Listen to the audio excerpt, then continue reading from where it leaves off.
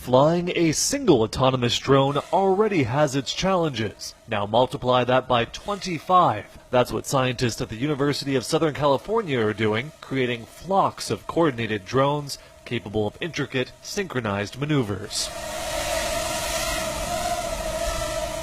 Their aerial performances are the result of complicated coding and algorithms, which ensure that each drone maintains its own path, avoiding the airspace of its neighbors. The drones are monitored by a series of cameras which track and coordinate their every move, relaying information between the robots and a master computer. Coordinating teams of robots is an extremely difficult problem. In general, if you're trying to solve a complicated task, you have to try to figure out, what is that task? How do you define that task for the robots? How do you break that up into pieces so that each robot can do each of those different pieces? And then how do you ensure that each of the robots actually does the job so that the entire team can be successful? And so what we're watching here is a very kind of successful demonstration of teams of robots coordinating to do different tasks.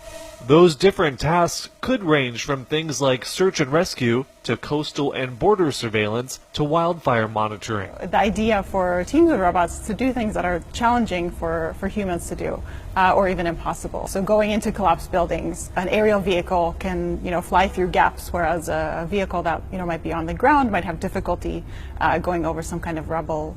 And so I think that so for teams of robots, it makes sense to do these kinds of difficult tasks that we don't want humans to do.